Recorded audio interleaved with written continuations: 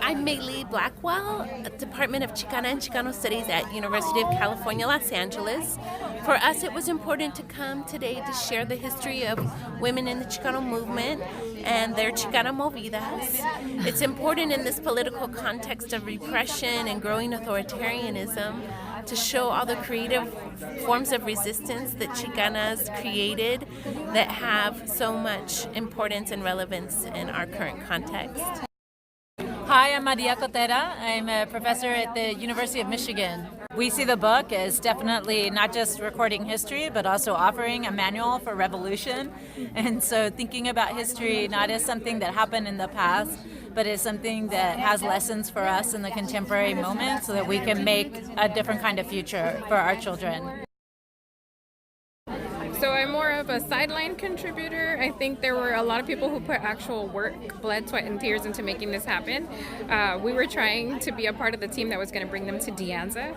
So that didn't work out. It is just beautiful to see that at San Jose State we represented and that classes came in full force, that we had to have students warned about not taking up space blocking the doors because it was such a full house.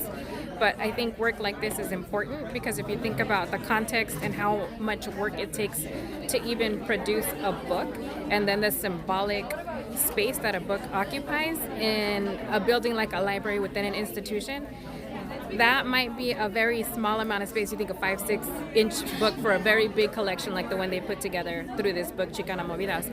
But there's a whole lot that happens to make that possible and to make it accessible and to also spread awareness over what the beautiful gems in that book are, which is this kind of like time capsule of a big, long-standing history and an archive of folks that we don't always have available to us.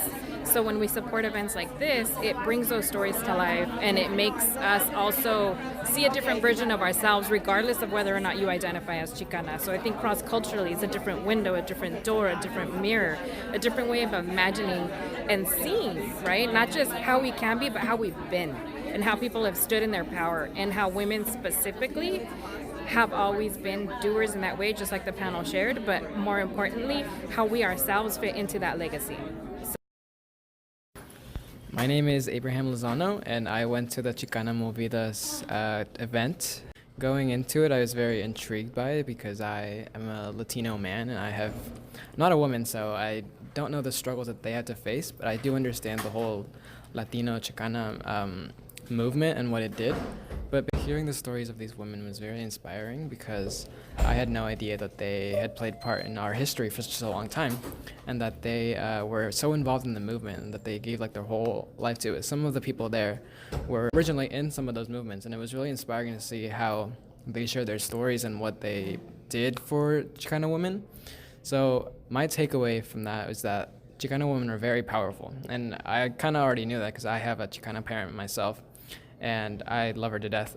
But hearing their stories was also really inspiring because they're putting that into a book, and the book is being like read by millions of people, so they can share what they did for their community and how it's impacted them and the people before them. So yeah, it was really interesting getting what they had to share.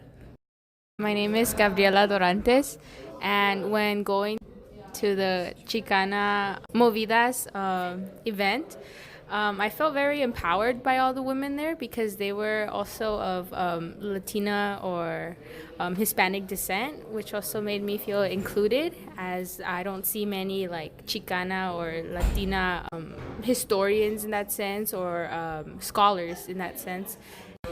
Continuing off from what I said, after the event, my takeaway from it was that I felt more empowered in a sense that I see these Latina and Chicana scholars bringing up voices of Chicana, other Chicanas and Latinas in the Chicana movement and showing their voices and bringing up those who were not as included in history. So I felt proud in a sense that there is these women who were trying to have other people's voices heard.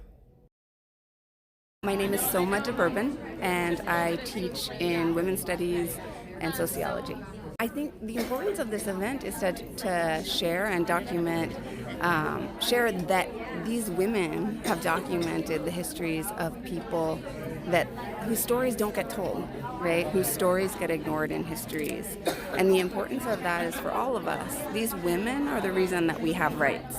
The women that all of us have certain rights.